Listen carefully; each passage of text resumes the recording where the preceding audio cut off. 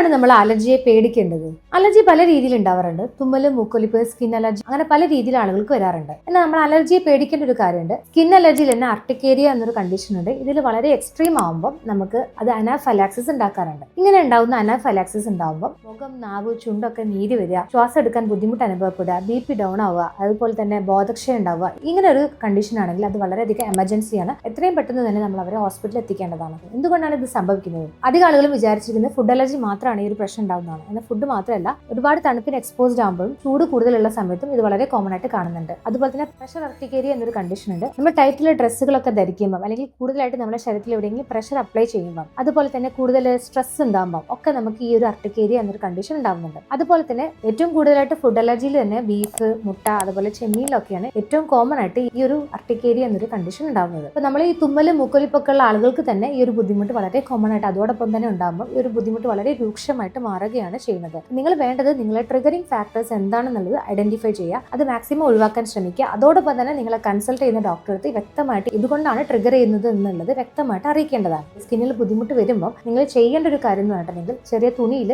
Ice cube ഒക്കെ വെച്ചിട്ട് ആ ഭാഗത്ത് അപ്ലൈ ചെയ്യേണ്ടതാണ്. ചുവപ്പ് കളറിൽ ഇങ്ങനെ പുഴു അരിച്ച പോലെ തണുത്ത് വരുമ്പോൾ വളരെയധികം ബുദ്ധിമുട്ടുണ്ടായിരിക്കും. അപ്പോൾ ആ ബുദ്ധിമുട്ടൊക്കെ നല്ല രീതിയിൽ കുറയുന്നതാണ്. എന്നാൽ ചില ആളുകൾക്ക് തണുപ്പ് കൂടുതലാകുമ്പോൾ തന്നെ ഈ പ്രശ്നം ഉണ്ടാകുന്നുണ്ട്. അങ്ങനെയുള്ള ആളുകൾക്ക് ചെറിയ ചൂടുള്ള വെള്ളത്തിലേക്ക് കുളിക്കുന്നത് വഴി തന്നെ ഈ ബുദ്ധിമുട്ട് നന്നായിട്ട് കുറയ്ക്കാൻ പറ്റുന്നതാണ്. ഹോളിസ്റ്റിക് അപ്രോച്ച് വഴി നിങ്ങളെ ബ്ലഡ് ടെസ്റ്റ് ഒക്കെ ചെയ്തിട്ട് നിങ്ങളെ IG എത്ര ഉണ്ടെന്ന് നിങ്ങൾ മസ്റ്റ് ആയിട്ട് ചെക്ക് ചെയ്തിരിക്കണം. അതോടൊപ്പം തന്നെ നമ്മൾ വ്യക്തിഗത ചികിത്സ ചെയ്യുന്നത് വഴി നമുക്ക് ഈ ഒരു ബുദ്ധിമുട്ട് നല്ല രീതിയിൽ മാറ്റിയെടുക്കാവുന്നതാണ്. തുമ്മലും മൂക്കൊലിപ്പിന്റെ കൂടെ തന്നെ സ്കിൻ അലർജിയിൽ ഒരു ഫ്രണ്ട് നിങ്ങൾക്കുണ്ടെങ്കിൽ തീർച്ചയായും ഈ മെസ്സേജ് നിങ്ങൾ അവർക്ക് ഷെയർ ചെയ്യും.